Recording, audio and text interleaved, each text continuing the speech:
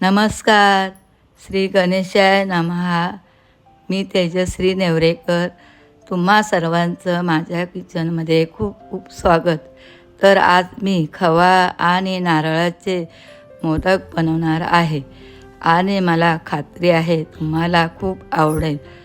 चला तर मग सुरुवात करूया. रवा, खवा, नारळ याचे मोदकाचे साहित्य: वेलची, केशर टाकलेलं दूध, तूप, ड्रायफ्रूट आणि सजावटीसाठी ड्रायफ्रूट, पिठी साखर, दूध, खवा, रवा 1 वाटी, खोबरं 1 वाटी. आता आपण गॅस पेटवून घेऊ.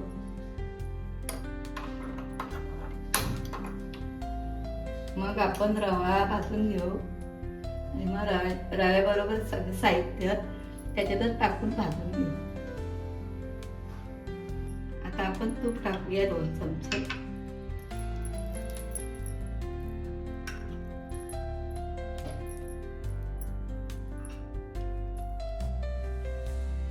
तूप तापत आले, आपण आता रवा टाकूया.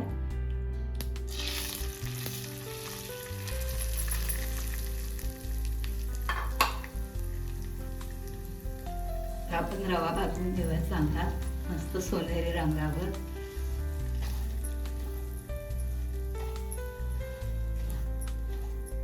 छान असा थोडा ब्राऊन कलर होईपर्यंत आपण रवा भाजून घेऊ. मीडियम गॅसवरच आपण रवा भाजायचा.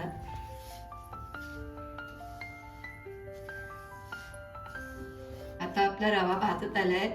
आपण आता ड्रायफ्रूट घालू, मग त्याच्यानंतर खोबरं टाकू.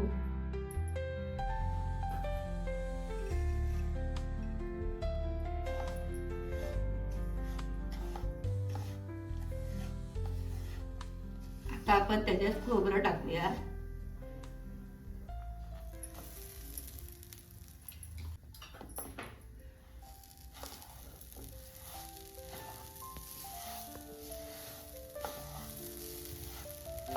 खोबऱ्यातलं पाणी जरा सुकू दे. सुकेपर्यंत आपण भाजूया.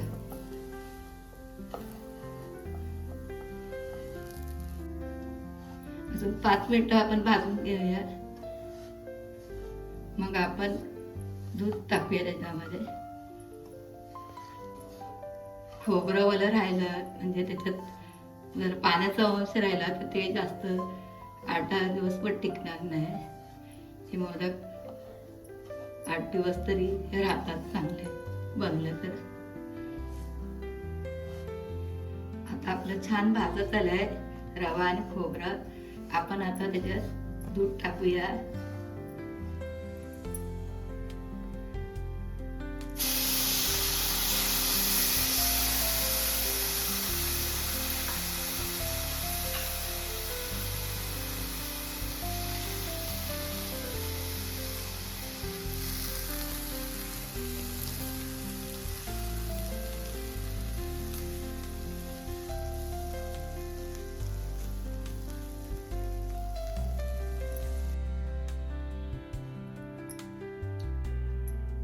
आता आपण याच्यामध्ये खवा टाकून घेऊ.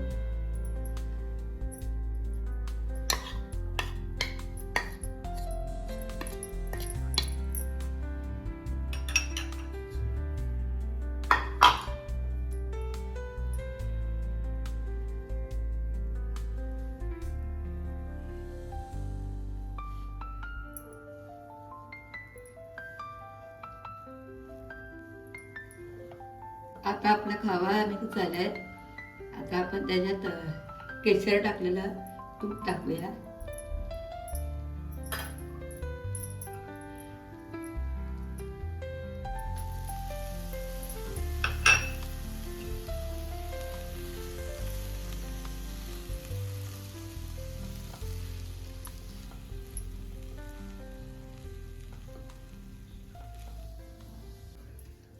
आपलं झालंय तयार भाजून.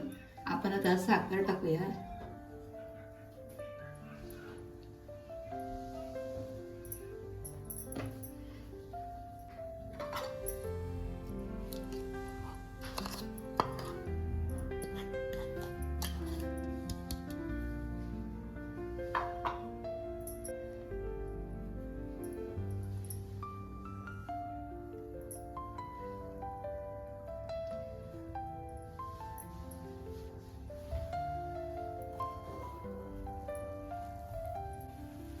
गॅस बंद करूया आपण आणि वेलची पूड टाकूया त्याच्यामध्ये.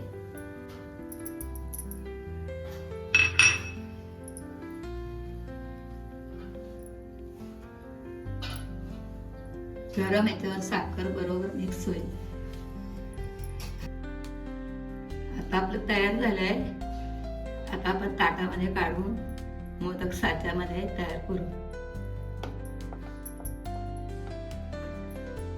आता आपण सगळं एकजीव केलंय आणि आता आपण प्लेटमध्ये काढून घेतलंय. आता आपण मोदक तयार करूया आणि साच्याला आपण तूप लावूया. आता आपण साच्याला तूप लावूया आणि मोदक तयार करूया.